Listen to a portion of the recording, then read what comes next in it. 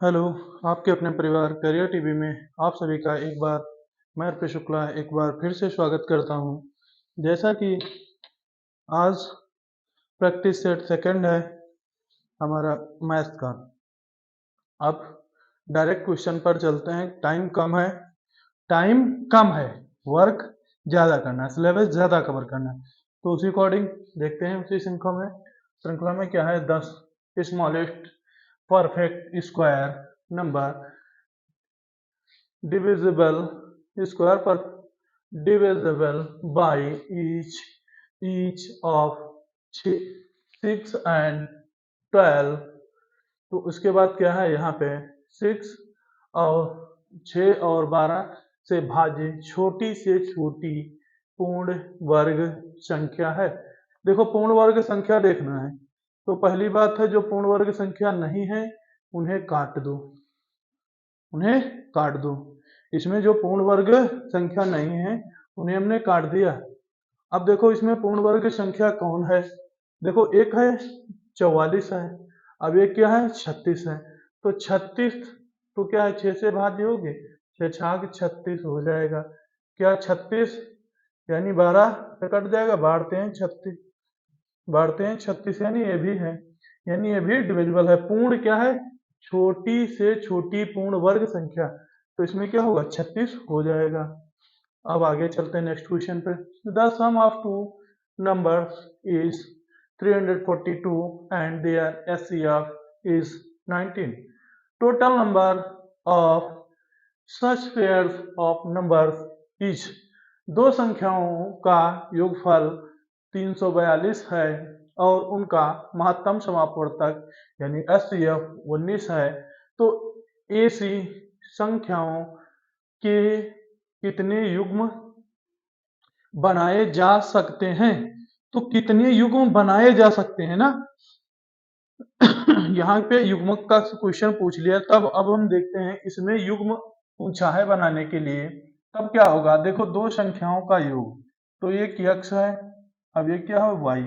अब इनका दोनों का क्या है योग, कितना है 342 है। अब देखो यक्ष संख्या होगी तो एचसीएफ है, तो दोनों में क्या है 19 कॉमन हुआ है। दोनों में कितना कॉमन है 19 कॉमन हुआ है, दोनों में 19 कॉमन हुआ है। अगर दोनों में 19 कॉमन हुआ है तब देखते हैं 19 कॉमन हुआ है तो क्या होगा 19 कॉमन हो जाएगा। तब क्या होगा 19 प्लस वाई, 19 में x plus y, x plus y, x x plus y बराबर 342 बटे 19। अगर इससे काटोगे तो 19 इक्कन 19, अब 19 अट्ठे तो हो जाएगा। अब देखो इसमें कितना होगा 19 अट्ठे कितना होता है बताओ, 19 अट्ठे बताओ कितना होता है। 19 अट्ठे देखो माइनस करो कितना होता है। अब सब लोग समझ गए होंगे 152 होता है। अब देखो यहाँ पे क्या है x प्लस वाई, क्या होगा x plus y is equal to 18। अब युग्मक देखना है तो युग्मक जो बनाना है तो 18 के युग्मक देखो पहले विषम संख्याओं के ही युग्मक बनते हैं, अभाज्य संख्याओं के ही युग्मक बनेंगे, भाज्य संख्या क्यों ये नहीं बनेंगे। तो देखो 1 प्लस 17 अभाज्य संख्या है, एक युग्मक। दूसरा 13 प्लस 5 दो युग्मक। चौथा कौन सा बन सकता है, चौथा बताओ, चौथा कौन सा युग्मक हो सकता है। चौथा युग्मक बताओ कौन सी संख्या का हो सकता है, जल्दी से कमेंट करो। चौथा कौन सा युग्मक हो सकता है भाज्य संख्या। तो क्या होगा 7 प्लस 11 हो जाएगा, ये युग्मक हो जाएंगे। तो युग्मक कितने होंगे 3 होंगे, 3 होंगे। कितने युग्मक होंगे 3 होंगे, समझ आ गया। अब नेक्स्ट क्वेश्चन पे चलते हैं। तो क्या है 5.7 minus 0.4 0.0.4 of bracket start 7.4 minus 2.6 plus 7.5 गुणे 0.01 क्या होगा, गुणे 3.01 प्लस 10 का मान ज्ञात करो। तो इसमें अब आपको क्या करना होगा, यहाँ पे देखो 5.7 माइनस, अब माइनस करना होगा तो क्या होगा 0.7, 0.4, 0.4 गुणे कितना हो जाएगा, गुणे, अगर गुणे करना है 7.4 से 2 पॉइंट यानी 2.6 जाएगा तो कितना बचेगा, देखो एक उधर गया तो कितना बचा 14 हो गया, 14 से 6 गया तो कितना 8 हो गया, बचा कितना 6, 6 से 4 गया तो कितना बचा, 6 से 4 गया तो 6 से 2 गया तो कितना बचा 4, सॉरी, तो कितना हो जाएगा यहाँ 4.8, 4.8 हो जाएगा, प्लस प्लस हो जाएगा 4.8 के बाद, 4.8 के बाद क्या होगा 4.8 फिर 0, 4.8 0.1 इंटू 5.7 कितना हो गया।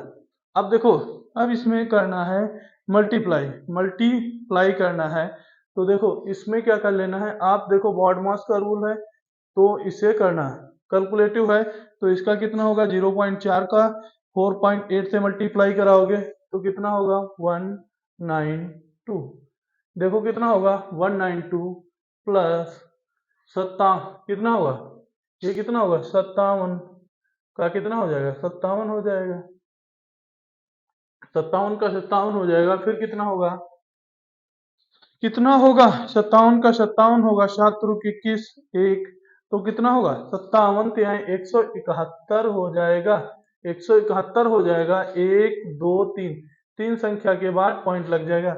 अगर इसका टोटल करोगे कैलकुलेशन तो इसमें प्लस क्या होगा, प्लस का इधर 10 भी होगा जो छूट रहा है, तो प्लस का यहाँ पे क्या होगा 10 होगा, प्लस का 10 होगा, अगर प्लस का 10 होगा उसके बाद क्या होगा, इसको जब अगर टोटल आप लोग करोगे पूरा कैलकुलेशन 30.937 यानी 30.937 आंसर नंबर कौन सा होगा, सी आएगा।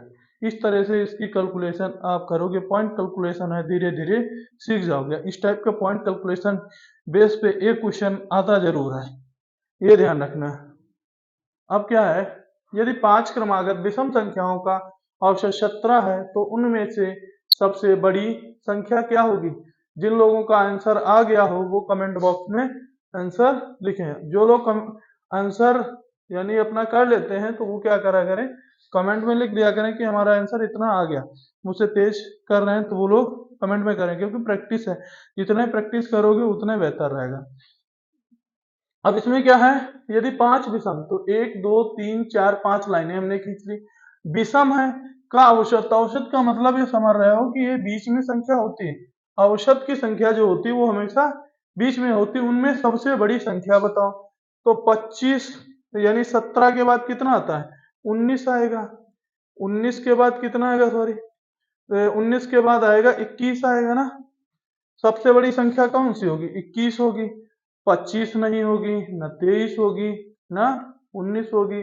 इधर कितना होगा 13 होगा, यहाँ पे उससे कितनी होगी, तो सबसे छोटी संख्या कितनी होगी 11 होगी, सबसे बड़ी कितनी होगी 21 होगी। सबसे छोटी संख्या कौन सी होगी 11 होगी विषम संख्या, और सबसे बड़ी कितनी होगी 21 होगी। अब आगे देखते हैं, यदि दो गोलों की पृष्ठीय, क्या है, दो गोले के पृष्ठीय क्षेत्रफल का अनुपात 49:25 है तब उनके आयतन का क्या अनुपात होगा। If the surface of area of two sphere is in ratio 49:25, the ratio of their volume will be. तो इसमें क्या होगा, रेशियो देखना है, तो देखो क्या है R1, ये क्या है, देखो गोले के पृष्ठीय क्षेत्र का क्या है, गोले के पृष्ठीय क्षेत्रफल का अनुपात, तो पाई, देखो क्षेत्रफल है तो क्षेत्रफल का क्या होता है 4 पाई R स्क्वायर, देखो इसका क्या होता है 4 पाई आर स्क्वायर होता है, तो 4 पाई आर स्क्वायर। पृष्ठीय क्षेत्रफल का अनुपात देखो, गोले का पृष्ठीय क्षेत्रफल क्या होता है, गोले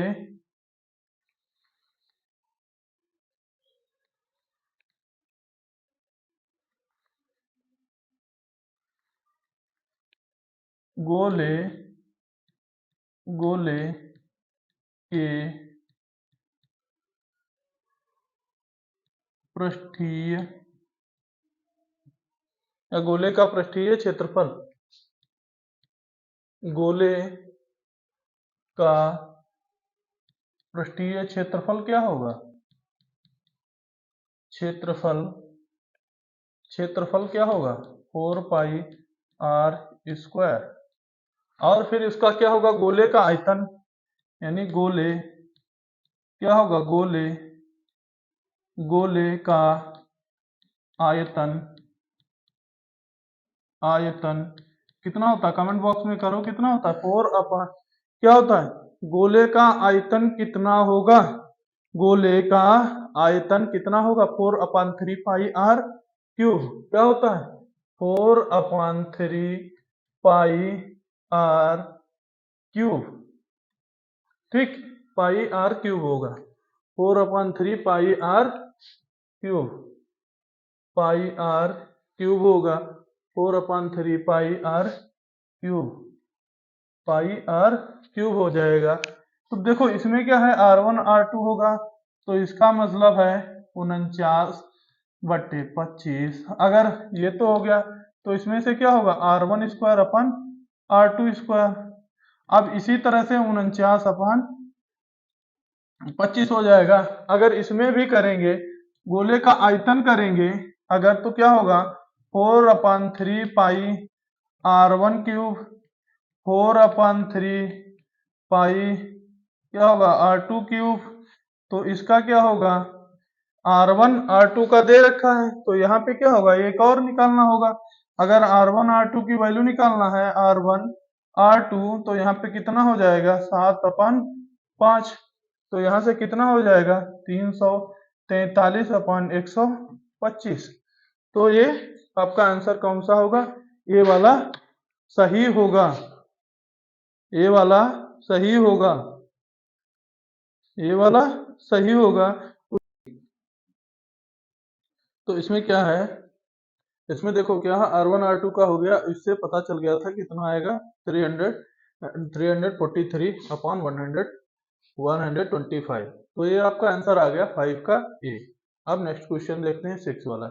इसमें क्या दिया है, if P earned the 33.33% less than Q, then by what is the percentage does Q earn more than P? यदि P Q से 33.33 कम क्या है, कम कमाता है, तो पहले एक चीज देखो, 33.33 को हम लिख सकते हैं एक क्या है 33 सही 1/3% लिख सकते हैं ना। कमाता है तो P से क्यों कितने प्रतिशत अधिक कमाता है, देखो तो क्या होगा P और Q, देखो क्या है P और Q, Q कितना है 100%, Q कितना है 100% कमाता है। अगर 100 से वो 33.3 क्या है 33 सही 1/3% कम कमाता है, तब ये क्या कितना कमाएगा 66 सही 2/3 पर कम कमाएगा, 3% कम कमाएगा ना।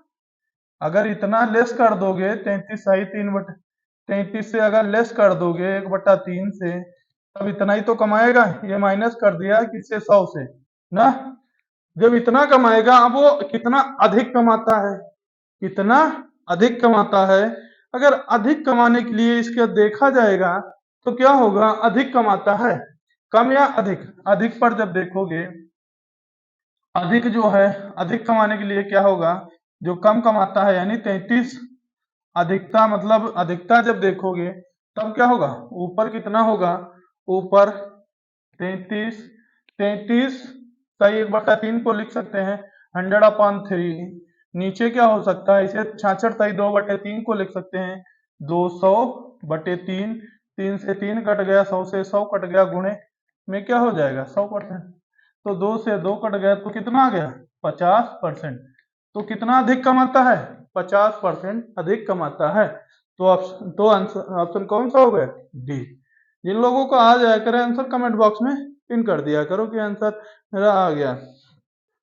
देखिए क्वेश्चन 7, एक पर्स 99 रुपए में 10% के लाभ पर बेचा गया है।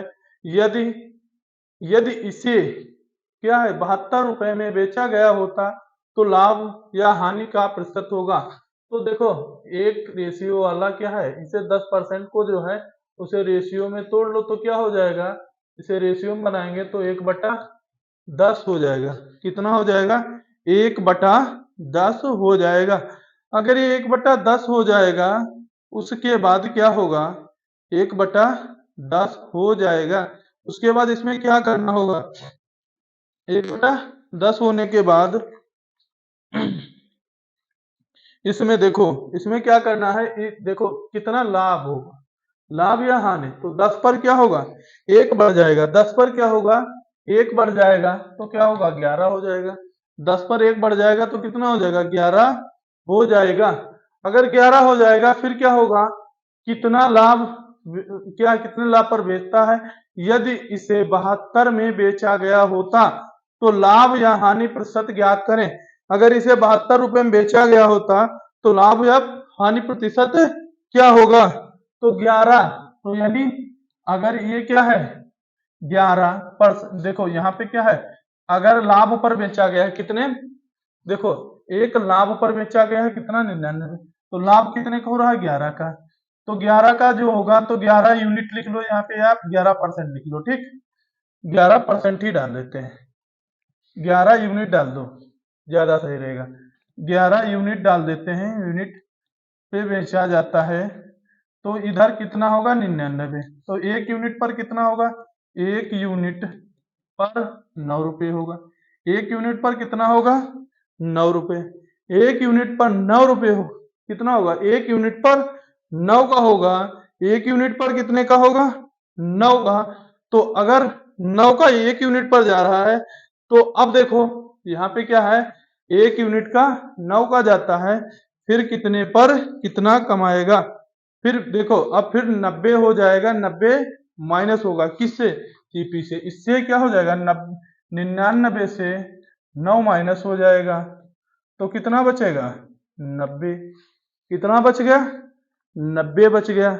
अगर ये 90 बच गया है तो 90 जो बचेगा अब इसमें से क्या करना है, अगर 90 बचा है 90 बचा है, अब देखो अब यहां से देखो क्या करना है 10% कम कमाता है तो 99 से क्या करना है 100 बटे क्या करना है, क्या करना है बताओ 100 बटे क्या करना है 100। अगर 99 से है, अगर 99 है, अगर 99 है, अगर 99 होगा तो क्या करना होगा 99 फिर ये बढ़ जाएगा कितना 90, 90 से सब कट जाएगा तो कितना होगा 110। 110 से क्या होगा पूरा लाभ हो जाएगा। 110 से अगर जब क्या होगा 110 हो जाएगा, 110 से अगर माइनस कर दोगे तो कितना बचेगा 110 से माइनस करोगे तो इसमें लफड़े में फंस जाओगे। अगर इससे करना है तो लफड़े में फंस जाओगे। डायरेक्ट क्या करना है यहाँ पे 110 करोगे तो बहुत लंबे पहुंच जाओगे। डायरेक्ट यहाँ पे क्या है रुपया कितना दे रखा है 72, क्या दे रखा है 72, यहाँ पे 72 दे रखा है। सीपी तुम्हारा कितना है 90, यहाँ पे देखो खाली सीपी और एसपी कितना है 72, सीपी और एसपी कितना है 72। तो 72 और 90 से माइनस कर दोगे तो कितना बचेगा 72 से 90 माइनस करोगे तो कितना बचेगा 18 बचेगा। 18 क्या होगा लाभ होगा या हानि होगा 18 लॉस होगा, ये क्या होगा लाभ होगा या हानि होगा तो 18 क्या होगा हानि होगी, ये क्या होगा हानि। देखो उस तरह से करते तो फंसते वहां पे, बट यहाँ पे क्या होगा 18 बटे कितना करना है 18 बटे 72 करोगे या 90 तो जो सीपी होगा वो नीचे जाएगा तो ये क्या होगा 90। तो ये 9 दूनी 18। तो कितना हो जाएगा, 90 हो जाएगा। सॉरी, 9 दूनी यानी 20%, 20% हो जाएगा। तो हमें देखो हमें क्या क्या करना है, उन चीजों पे जो इधर वाली चीज थी तो ये हमें नहीं करना है। क्या करना है, देखो ये फिर से देख लो, ये क्वेश्चन थोड़ा मतलब है अच्छे से देखो, फिर से देख लो एक तरीके, क्योंकि उससे करते जैसे 110 वाले से करते तो उसमें ज्यादा प्रॉब्लम। देखो क्या हुआ, 1% बढ़ा तो 1 हो गया, 11 हो गया तो 1 यूनिट 90 हो गया, यानी निकाल लिया कितना, यहां से निकाल लिया 9 से माइनस कर दिया तो सीपी तुम्हारा क्या आ गया, एसपी से सीपी निकल आया तो 90 हो गया, एसपी 72 था, फिर हानि कितनी हो गई, 18 की हानि हुई, डायरेक्ट 18/90 कर दिया, 20% आ गया क्या, हानि। तुम्हारा आंसर नंबर ए सही हो गया। अब आगे देखते हैं 8, यदि एक कोई दुकानदार 500 के अंकित मूल्य पर क्या है, 500 के अंकित मूल्य पर तो अंकित मूल्य 500 है, फिर क्या है, पेनों में 30% की छूट दे देता है। अंकित मूल्य पर 30% की छूट दे, क्या है, मूल्यों पर 30% की छूट देता है और फिर 10% की छूट देता है, पहले 30 की देता है फिर 10 की और छूट दे देता है। तो पेन का विक्रय मूल्य बताओ, तो पेन का विक्रय मूल्य बताओ क्या रहा होगा, तो पेन का विक्रय मूल्य बताओ क्या रहा होगा। तो पहले देखो क्या है, अगर पेन का विक्रय मूल्य देखना है, पेन का विक्रय मूल्य देखना है, पेन का विक्रय मूल्य देखना है, अगर पेन का विक्रय मूल्य देखना है तब क्या रहा होगा, तो रहा होगा तो उसके लिए क्या करना होगा, अब अंकित मूल्य है, ठीक, छूट किस पे निकलती है, हमेशा अंकित मूल्य पर निकालने के बाद फिर क्या कर देना है, फिर 10% का निकालना है, फिर पेन का विक्रय मूल्य निकल आएगा। अब इसका आंसर आप कमेंट बॉक्स में करना कितना आएगा। अब देखो क्या है, साधारण ब्याज, साधारण ब्याज की वह दर क्या होगी जिस पर क्या है, जिस पर 9800 की राशि 6 वर्ष में 4704 रुपए की ब्याज है। तो एसआई यहाँ पे कितना है, एसआई तुम्हारा कितना है, एसआई है 4704 हो गया। अब टाइम क्या है, टाइम T6 है, और फिर क्या है, प्रिंसिपल साधारण ब्याज की दर पर, तो यहाँ पे क्या है, प्रिंसिपल अमाउंट क्या है, यहाँ पे प्रिंसिपल अमाउंट देखना है तो क्या होगा 98। अब इसे पूरा काटो तो क्या होगा 4704 गुणे 98 100 मल्टीपल 6 एक और मल्टीपल 6, फिर क्या होगा मल्टीपल 6, उसके बाद आर बटे 100, तो 100 हो जाएगा, कट जाएगा। अब देखो क्या होगा 4704 बटे 98 गुणे 6 इंटू आर। अब परसेंट देखो कितना परसेंट आएगा, अगर इसको काटोगे तो इसका कितना परसेंट आएगा आंसर, तो इसका आंसर चेक करना है, अगर इसका आंसर चेक करना है तो परसेंट में, तब देखो क्या होगा, अब सब काटो, पहले कितना का किससे काटेंगे, 4 से काटेंगे, फिर किससे काटेंगे, अगर 4 से काटेंगे फिर देखो यहाँ पे कितना होगा 2 3 से हो गया, फिर ये 49 होगा, 4 इक्कन 4, फिर कितना होगा 4 इक्कन 4 हो गया, 4 इक्कन 4 हो गया, फिर 7 चौक 28 हो गया, 6 चौक 24 हो गया। अगर इससे और कर देते हैं फिर 3 से काट लो, 3 तिहाई 9 हो गया, 3 9 27, 3 दूना 39 अट्ठी 392, तो 8% हो जाएगा, रेट बराबर कितना आएगा 8%, रेट तुम्हारा कितना आएगा सी 8%।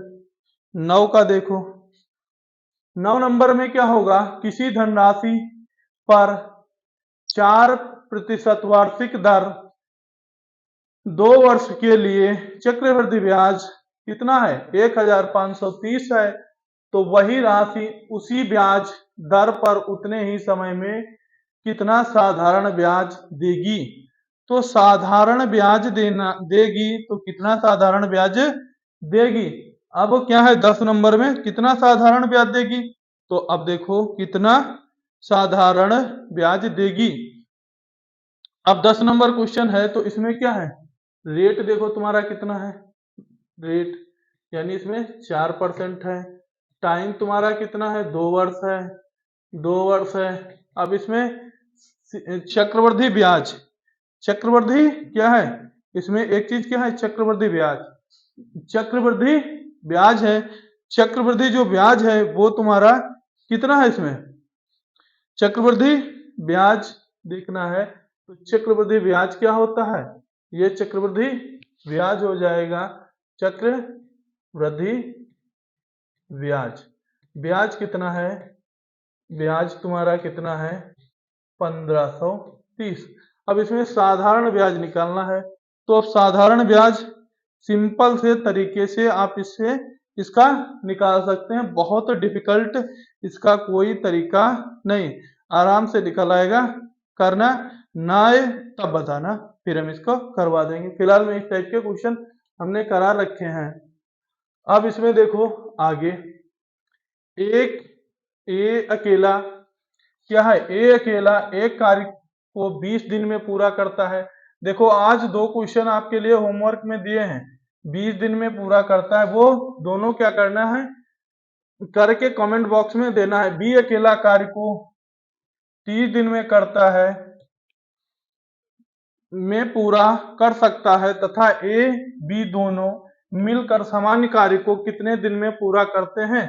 तो इसका एलसीएम कितना होगा, एलसीएम 60 होगा, एलसीएम 60 होगा, तो कितना होगा 3 दूना 6, 3 2 5, तो ए बी मिलकर कितना दिन लग जाते हैं 5, 5 ए बी क्या है 5 लग जाता है रेशियो का।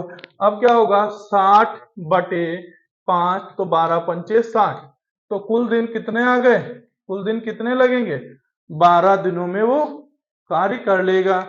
अब आगे देखो, यदि 2 पाइप एक साथ काम करते हैं तो एक टंकी को 12 घंटे में भर, क्या एक टंकी 12 घंटे में भर जाती है, एक पाइप टंकी को दूसरे से 10 घंटे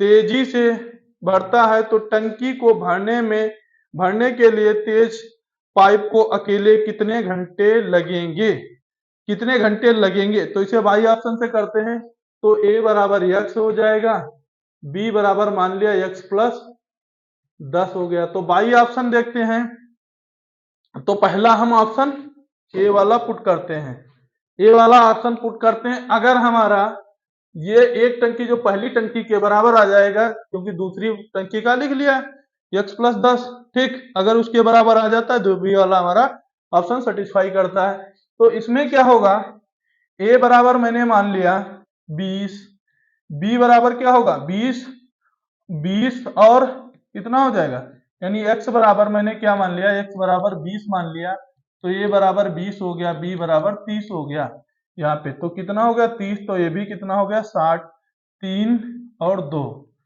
60 हो गया, यानी 3 दूना 20 यही 60, और कितना होगा 3 दूना 6 यानी 60। अब इसमें क्या होगा, अब इसमें भरने में लगेगा समय, तब वो क्या होगा ए प्लस बी, ए प्लस बी बराबर कितना हो जाएगा 5 3 2 5, अगर 60 से डिवाइड कर देंगे 5 को तो कितना आएगा 12 घंटे। तो यानी ये क्या होगा, ये एक टंकी पहली वाली टंकी के बराबर आ गया, अगर दूसरी वाली टंकी को मान के किया, तो हमारा ऑप्शन कौन सा सही होगा, ए, पहला ऑप्शन सही होगा। इस टाइप के क्वेश्चन जब आए तो बाई ऑप्शन एक बार चेक कर लिया करो, जल्दी हो जाते हैं। अब इसमें देखो, यदि 2 गोलों के पृष्ठीय क्षेत्रफल का अनुपात 49/25 है तो उनके आयतन का अनुपात होगा। इस तरह का क्वेश्चन अभी नेक्स्ट यानी बैक में हो चुका है, ये फिर से स्लाइड में लग गया है, तो ये क्वेश्चन इसका भी फिर से करके कमेंट बॉक्स में आंसर देना। इसका वैसे आंसर क्या होगा 343/1/25 होगा, करना जरूर। यदि किसी शंकु के आधार का क्षेत्रफल बढ़ा दिया जाए तो वह मूल क्षेत्रफल का 1.96 गुना हो जाता है। यदि आयतन बढ़ा दिया जाता है तो कितने गुना बढ़ जाएगा? तो कितने गुना बढ़ जाएगा? अगर देखो क्या है, एक शंकु है, ठीक। अगर देखो यहाँ पे क्या है, अगर एक क्या है, एक क्या है यहाँ पे 196 गुना हो जाता है। यहाँ पे पॉइंट ना लगा के कितना होता है, 196 गुना होता है। यहाँ पे पॉइंट नहीं होगा, यहाँ पे क्या होगा, यहाँ पे पॉइंट नहीं होगा, क्योंकि एक पॉइंट मूल आधार का कितना हो जाता है, 196 गुना हो जाता है कि पॉइंट होगा। देखो पॉइंट चेक करते हैं। अच्छा देखो एक क्या है, एक आधार का एक शंकु लेंगे, कोण क्या होगा, कोण।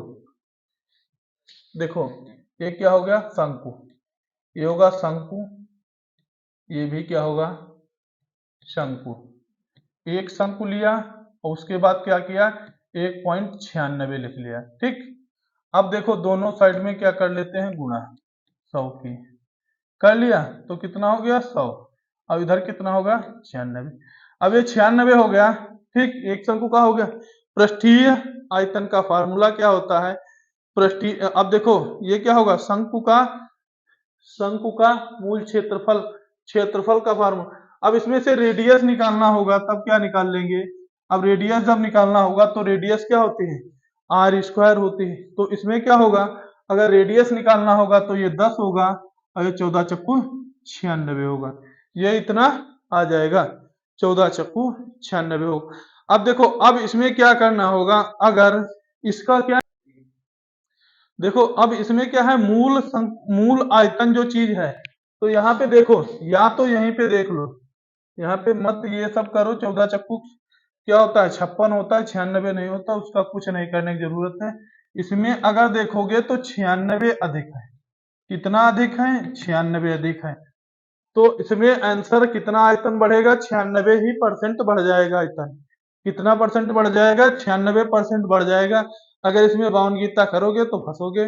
जैसे अभी हम तुमको बता रहे थे कि क्या 14 चक्कू 96 होता है, 14 चक्कू कितना होता है, 56 होता है। तो इसमें क्या है, डायरेक्ट आंसर आ गया।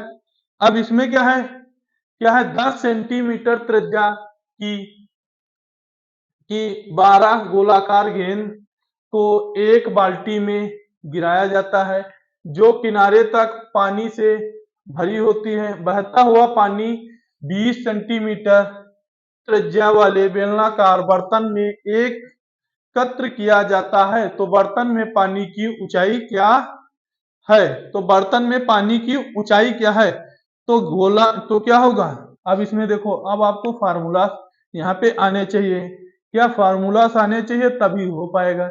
तो गोले का आयतन का फार्मूला क्या होता है, 4/3 पाई आर क्यूब होता है। क्या होता है, गोले का आयतन जो होता है क्या होगा, गोले का आयतन, आयतन तो क्या होगा 4/3 पाई आर क्यूब। अब यहाँ के बेलन का बेलन क्या होगा, अब यहाँ पे क्या पूछा है, बेलनाकार बर्तन का आयतन। क्या बेलनाकार बर्तन जो होगा उसका क्या करना होगा, बेलनाकार जो बर्तन होगा उसका देखना होगा, बेलनाकार बर्तन जो होगा उसका क्षेत्रफल। तो बेलनाकार बर्तन देखते हैं, बेलनाकार का क्या होगा, बेलनाकार, इसमें क्या होगा पाई आर स्क्वायर एच होगा, ठीक। बेलनाकार का ये हो गया। अब वो क्या बोलता है, 10 सेंटीमीटर का एरिया है। देखो यहाँ पे बेलनाकार इसका देख लो, इसमें क्या होगा, एक में कैपिटल आर एक में स्मॉल आर। देखो गोले की त्रिज्या कितनी होगी, स्मॉल आर, ठीक। अब ये दोनों क्या करते हैं, अगर इसमें गोले बेलनाकार जो है पाई आर स्क्वायर इंटू एच बराबर, अगर 12 गेंदे हैं किसकी गोलाकार के तो बराबर हो जाता है 4/3 पाई आर क्यूब। तो यहाँ पे क्या हो जाएगा, 3 चक्कू 12 हो जाएगा, ठीक। अब ये क्या, पाई से पाई कट जाएगा। अब आर का यहाँ पे देखो कितना होगा, आर कैपिटल आर यहाँ पे दे रखा है 20, कैपिटल आर कितना है 20, कैपिटल आर जो अगर 20 दिया है तो 20 का स्क्वायर इंटू 4, यहाँ पे कितना होगा 4 गुणे 4, ठीक। और क्यूब कितना हो जाएगा, क्यूब करोगे 10 का तो 1000 हो जाएगा, इधर 400 हो जाएगा, इंटू एच हो जाएगा 4 गुणे 4 कितना होगा 4000, 4 एकम 4 0 0 0 0 कट गया, तो कुल मिला के एच बराबर कितना आ गया 40 आ गया। तो कुल मिला के एच बराबर कितना आ गया 40 आ गया।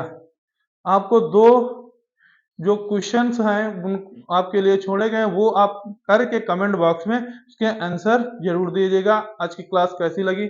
जय हिंद।